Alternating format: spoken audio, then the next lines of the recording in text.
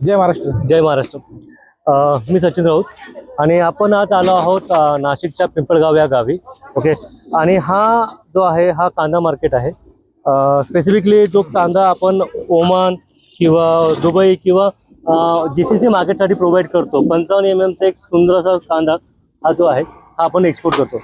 सोबत आज आपल्यासोबत एक पाहुणे आलेले आहेत, तेजस सुभेदार. त्यांची दुबईला एक कंपनी आहे, तेजस सर.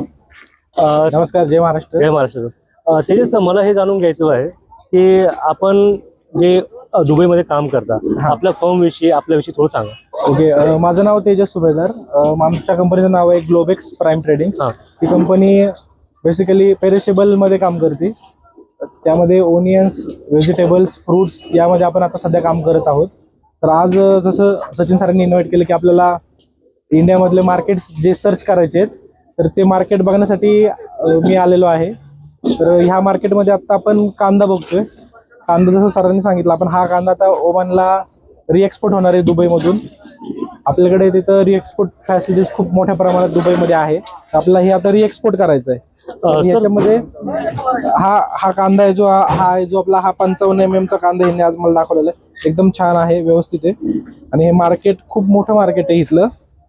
सर, मला आणखी जाणून घ्यायचं आहे की ओमान किंवा दुबई साईडने कशा प्रकारचा कांदा आपण एक्सपेक्टेड करतो. ओके. तर ह्यामध्ये आपल्याला मॅक्झिमम 52 mm पासून पुढे लागतो. 52 mm ते 55 mm हा कांदा आपण एक्सपोर्टसाठी यूज केला जातो.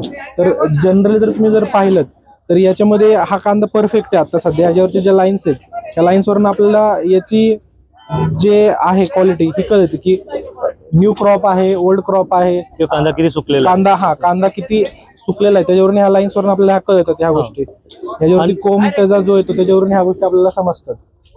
तर यावरून आपण मग त्याची गुणवत्ता जी आहे ती कॅल्क्युलेट केली जाते आणि तो मग एक्सपोर्टसाठी, रिएक्सपोर्टसाठी याचा वापर केला जातो.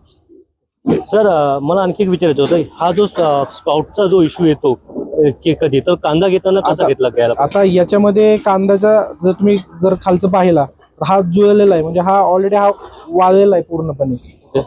हा व्यवस्थित हा पुढे अजून 15-20 दिवस अजून व्यवस्थित टिकू शकतो. याला कुठल्याही प्रकारची अडचण येणार नाही. पण याच्याच मध्ये ह्याचा शेंडा जर ओलामध्ये असेल तर याला कोंब फुटण्याचे चान्सेस असतात. म्हणजे तुम्ही 15 दिवस सांगताय ते ट्रान्झिटचे सांगताय, म्हणजे भारतातून दुबईमध्ये पोहोचण्यासाठी टाइम पिरियड लागतो. त्याच्यामध्ये मिनिमम 15 दिवसाचा असतो तो. याच्यामध्ये ज्यावेळेस आपलं स्टफिंग होतं त्यावेळेस तिथून तो कॅल्क्युलेट केला जातो. ज्यावेळेस आपण मार्केटमधून ओनियन परचेस केला जातो त्यावेळेस ह्या बारीक बारीक गोष्टी त्यामध्ये चेक केल्या जातात की हा पुढे किती दिवस टिकणार आहे, तिथून रिएक्सपोर्ट किती दिवस होणार आहे, आणि फायनली तो ज्यावेळेस एंड कस्टमरला पोहोचेल त्यावेळेस तो त्या किती ह्याच्याप्रमाणे तो चालणार आहे.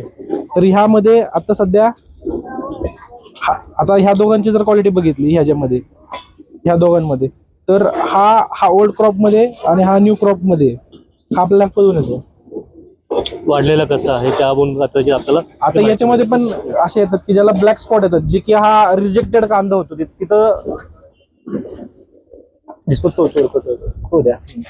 Thank you sir. तर याच्यामध्ये काही ठिकाणी पाण्याचा पिरियड जर जास्त झाला, त्याला आपण पाणी जर त्याला जास्त गेलं तर नंतर तो असं ब्लॅक पडायला सुरुवात होते आणि मग हा कांदा तिथं घेतला जात नाही. तो कंटेनर तुमचा मग रिजेक्ट होतो. जर कोंब येत असेल त्याला फ्रंटला इथे, तो सुद्धा रिजेक्ट केला जातो किंवा मिनिमम प्राइसला दिला जातो. मग याच्यामध्ये काय होतं की जो पर्चेसिंग रेट आहे आणि सेलिंग रेट आहे ह्याच्यामध्ये डिफरन्स येतो भरपूर. आणि सेलिंग रेटमध्ये तो मायनसमध्ये तो कंटेनर आपल्याला सेल आउट करावा लागतो. तर घेताना ह्या गोष्टी बारीक बारीक ज्या गोष्टी आहेत आपल्याला चेक कराव्या लागतात. आज आपल्यासोबत या मालाचे शेतकरी पण आहेत, आपण त्यांना पण बोलावूया. नमस्कार. सर, तुमचं नाव सांगा. माझं नाव निलेश केवळ देशमाने, देणेवाडी, तालुका तांजोर. तुम्ही किती वर्ष शेती व्यवसायात आहात?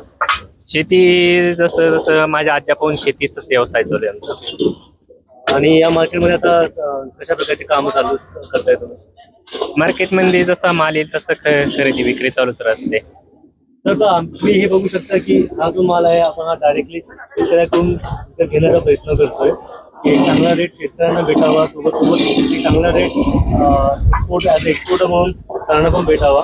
त्यासाठी ही सर्व धावपळ आहे. थँक्यू. जय महाराष्ट्र.